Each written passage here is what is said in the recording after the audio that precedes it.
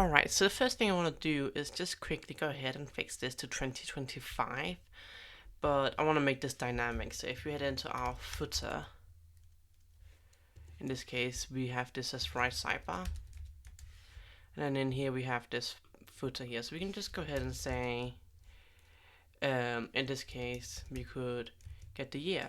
So there's many ways we can do this. The way I personally prefer to do this is I'll just say use a carbon instance essentially for this. So we'll go ahead and create a carbon instance, which will then go ahead and dynamically update. So what we want to do here is just say date and put in the Y. And now we have 25, and now this will update dynamically every year. The other thing we can go ahead and do in here is, given this is going to be an app that may have a variable name, you may not obviously call this Twitter. We want to just go ahead and make sure we're just using that here, and then we could say INC here if you want to incorporation or not. It's your choice really. Alright, so that's it for the right sidebar. Let's go back and work on the pages tweet component here.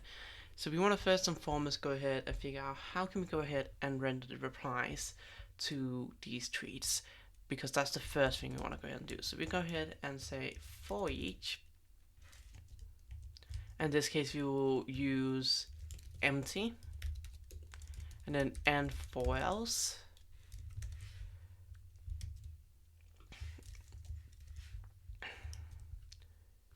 And we want to go ahead and copy and paste this bit here.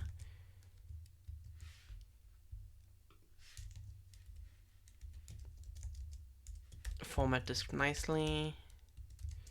And then here we want to say this get replies as reply. And for this pages tree component, we just need to create a get replies one as well. So all we do in here is we create a collection in here, which we call children. And then we go ahead and say this children is going to be collect this tweet, this, and in this case we're going to have a replies function in here. So if we head into our tweet model, we need to create a replies function. To do that, we can go ahead and just add this bit here. And we now need to just pass this through.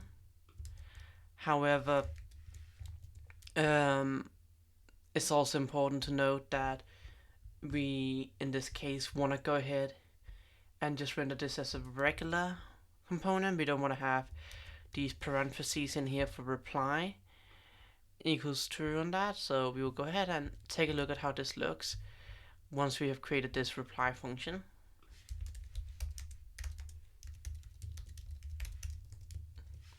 And in this get replies, we're just returning a collection.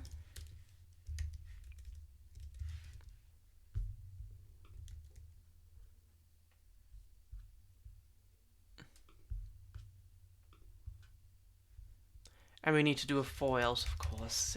You probably already spotted that mistake. So currently there's no replies, which is fine. And we also have this reply bit here. This is where we're going to be creating the reply form. So at the moment we want to go ahead and slowly start working on the reply form now, given there's a lot to work on there. So for that one, we can go ahead inside our Livewire components, and you can see in here we have compose, which is just a regular compose field. So we want to go inside compose and create a reply one. So we can say PHP Livewire make components compose reply, and that should go ahead and create a component here we can use. So we want to go ahead and say, in this case we want to pass through the reply, .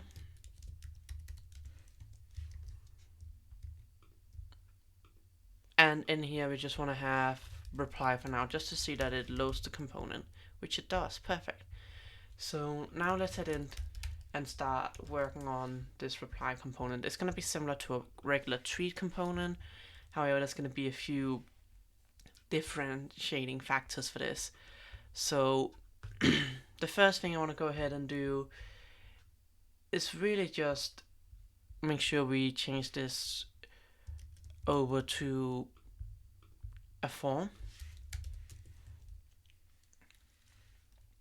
We want to have a fair few classes in this form, so let's go ahead and add them in. We're going to have a border B,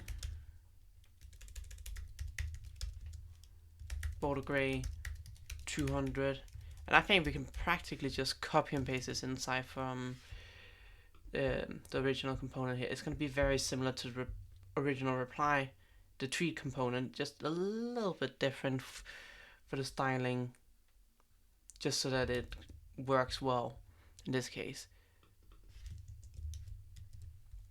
And there we go. You can see we now have this nice little transition here. And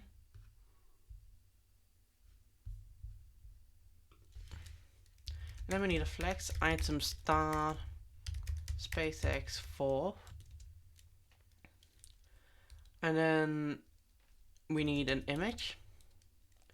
And here we say photo of user, profile photo URL.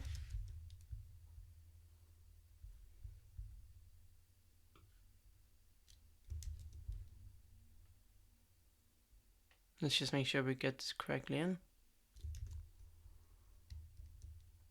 And then for the profile photo URL, again, we can add this onto a new line, which I'm just going to go ahead and do. We can just add in the photo of the user there. Perfect. So now we have a very big photo there. So let's go ahead and style it up. Class width 10, height 10, rounded full. There we go. And then we need a flex one below this image.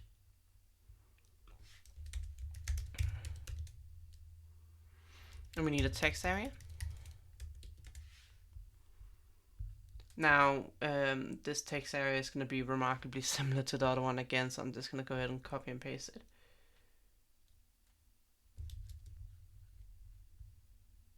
Let's make sure we add these onto some new lines.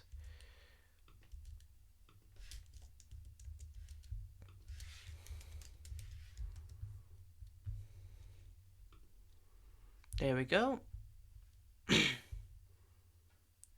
And we want to go ahead and just call this reply xref. In this case, it's going to be text area. We're going to go ahead and say x auto resize. And then we just need to have the images below, where we have the different images showing and the buttons as well. So essentially, we need to make this a bit smaller here. We don't need these columns here pre-filled down.